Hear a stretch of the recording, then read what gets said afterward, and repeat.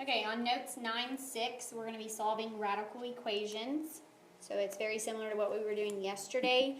A radical equation, remember, has a square root or a cube root, fourth root, or so on. Okay? All right, so on these examples, they look a little different than yesterday. We still have a radical, but notice we have two different radicals on this one. If you have more than one radical, we want one on one side, one on the other side. So notice that we already have it in that form. So what I'm going to do is I'm going to get rid of the square root. Remember we talked about yesterday, to get rid of the square root, we're going to square. Okay, so whatever we do to one side, we have to do the same exact thing to the other side. So it just gets rid of the radical. We're left with 3x plus 1 equals x plus 15. So from here, we have a linear equation, so we're going to solve. Notice that you have x's on both sides and constants on both sides. So we need to move all the x's to one side. So I'm going to subtract x. That's 2x plus 1 equals 15. And then we'll subtract 1. So we have 2x equals 14. And so divide by 2 and you get x equals 7.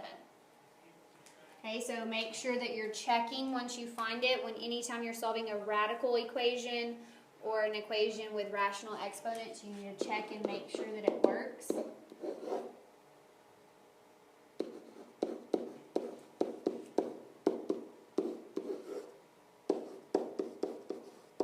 Okay, so under the square root on the left side, we're going to get 21 plus 1, which would be the square root of 22. The right side, we're going to add 7 and 15, which would give you 22. The square root of 22 does equal the square root of 22, so that equation is true. Okay, so that would be the correct solution. X equals 7. Okay, so anytime you have two radicals, you want one on one side, one on the other side. Let's look at number 2. Notice this time we have cube roots. Excuse me. We have two different radicals. So we want in the form that we had on number 1. We want one on one side, one on the other side. Okay? Since I can't add or subtract those, that's what I need to do. So I'm going to add the cube root of x minus 24 to both sides of the equation. So I'm left with a cube root of 9x equals cube root of x minus 24. Okay, so now to get rid of the cube root, remember we talked about yesterday, the opposite would be cubing it. So we need to cube both sides of the equation. So when you have a cube root and you cube it, it gets rid of the radical. So we're just left with the radicand, so 9x. Same thing on the other side, it cancels, so you're left with x minus 24. From here, we have a linear equation. So just like number 1, we're solving it. We have x's on both sides. So I need to subtract x. So that's 8x equals negative 24. So when you divide by 8, you get x equals negative 3. Okay, so again, once you solve, then we're going to plug it back in and check it.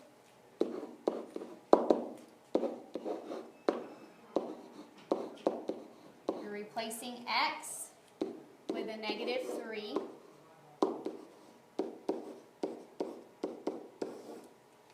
So under the cube root on the first one would give you a negative 27 minus cube root, and then adding those you get negative 27. Notice those radicals are the same, so we can subtract them, and it does give us 0, because that's a 1 in front, that's a 1, 1 minus 1 gives you 0. Also, you could have gone another step if you didn't see that. Cube root of negative 27 equals a negative 3 minus cube root of negative 27 equals a negative 3, and then from there that also equals 0. So if it is perfect, you can go another step, but you could have noticed on that step there that that would have gave you also 0. So that is the correct solution. X equals a negative 3.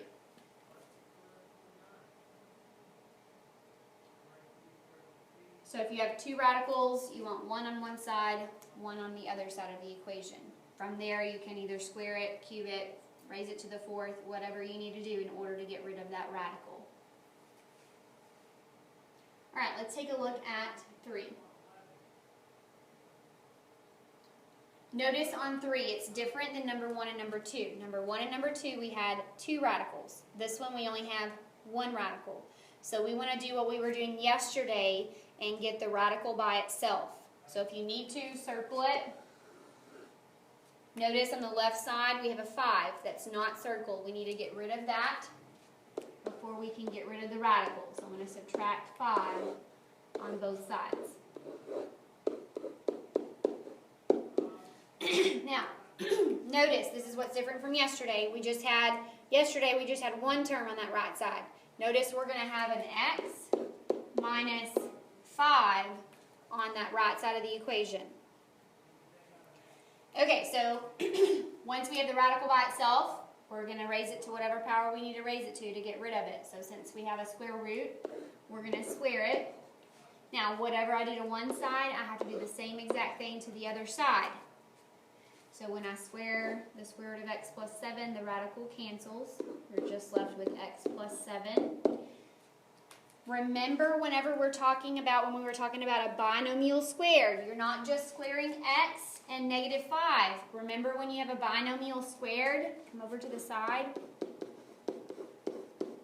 you should end up getting a trinomial. Okay? Either use FOIL, or since these are single variables, you could work it out mentally. So you would get x squared, add the two numbers, which would give you a negative 10x, multiply them, and you get positive 25. So the most common mistake on these problems is just squaring the x and just squaring the 5. Remember, a binomial squared gives you a trinomial, which is 3 terms. Okay, so on the number 1 and number 2, we had a linear equation that we were solving after we got rid of the radical. This one, notice, we have an x squared, so this is a quadratic equation. So you can solve it however you want, using quadratic formula, factoring, completing the square, graphing on the calculator, finding the roots, however you want to solve your quadratic equation. Since we are still dealing with factoring, and we will continue to use factoring the rest of the year, I'm going to choose to factor it, okay? If I'm choosing to factor it, the first step we need to do in order to solve it is to set it equal to 0, okay?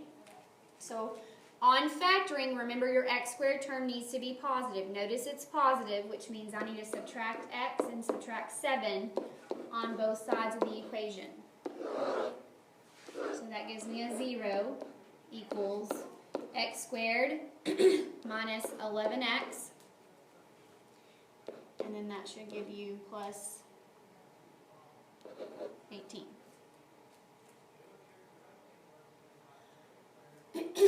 Alright, so from here, once we have it set equal to 0, then we're going to look to see how many terms we have. First, check for GCF. Notice they don't have anything. Then you're checking to see how many terms you have. You have 3 terms. So you need to do sum and product. The sum would be negative 11.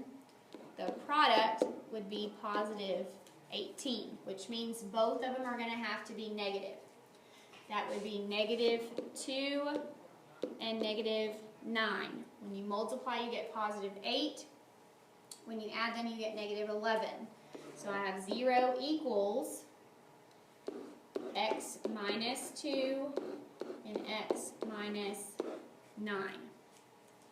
Once I have factored, if you're needing to solve, which means find x, you're setting each one of those equal to 0. So x minus 2 equals 0, so x would equal 2. And x minus 9 equals 0, so x would equal 9.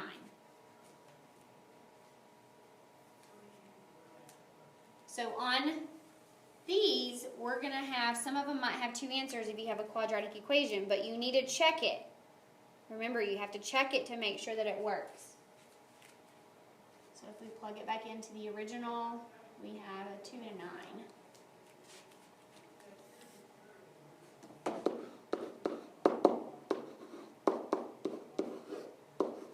Plug in the 2 first.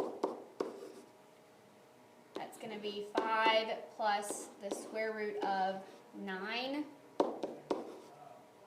The square root of 9 equals 3. 5 plus 3 does not equal 2. So we know x equals 2 doesn't work. Now we need to try 9.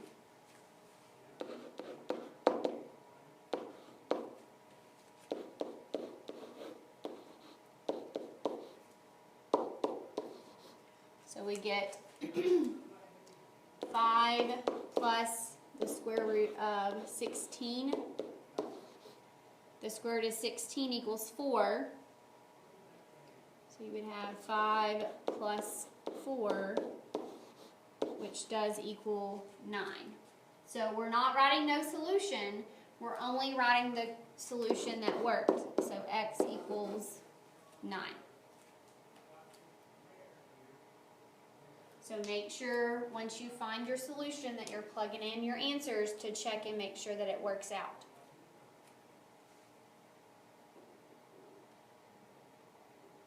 So if you just have one radical, your radical on one side, everything else on the other side of the equation, starting out.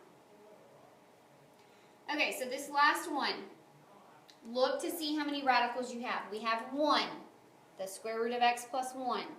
If I have 1, I want to get it by itself. Everything else I want to move to the other side. So notice I need to add x.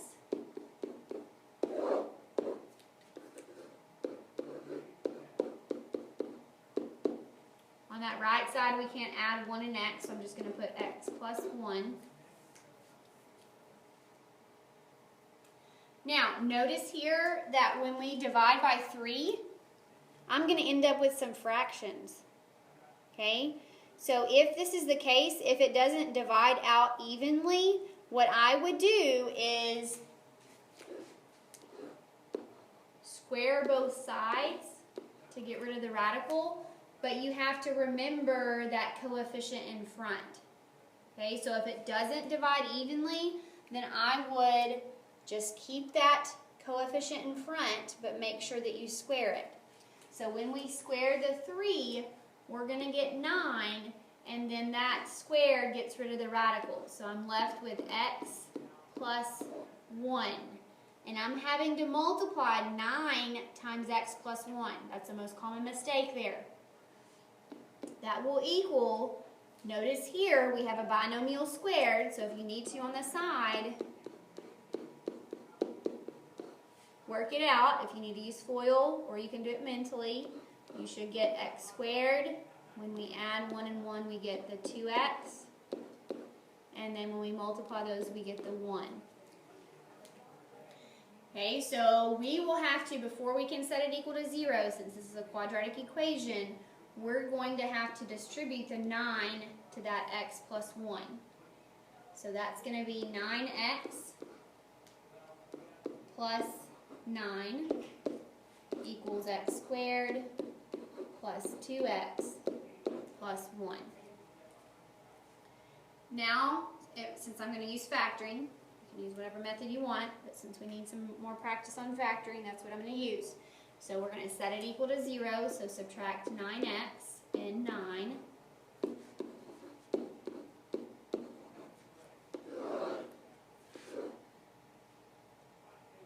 So that leaves me with 0 equals x squared minus 7x minus 8. Okay, so first check for a GCF. Notice they don't have anything in common. Then you're looking to see how many terms you have. You have 3 terms, so we're going to do sum and product. The sum is -7. The product is -8. So you should get -8 and +1. When you multiply, you get negative 8. When you add those two, you get negative 7. So we're going to have 0 equals x minus 8 and x plus 1. Once we have factored, we're solving these, so we have to go another step. We have to set each factor equal to 0. So x would equal 8, and x would equal negative 1.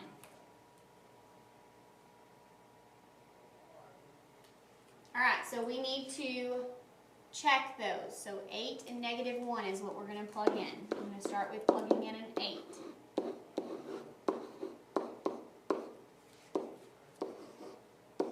So just replace all the x's with an 8. So we're going to have 3, and then when I add the 8 and 1, I get the square root of 9. So the square root of 9 is 3, so we'll have 3 times 3. So we would get 9 minus 8, which does equal 1. So we know that x equals 8 works. Now let's try the negative 1.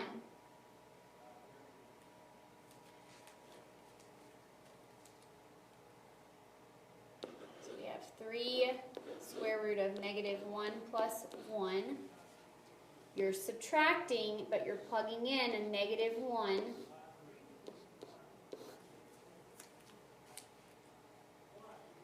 Alright, so notice under the radical here, we're going to have the square root of 0, which equals 0. Notice we need to add that there. So we're going to get 3 times 0, which is 0, plus 1 does equal 1. So you will have 2 answers on this one. That's why it's important that you're checking your answers.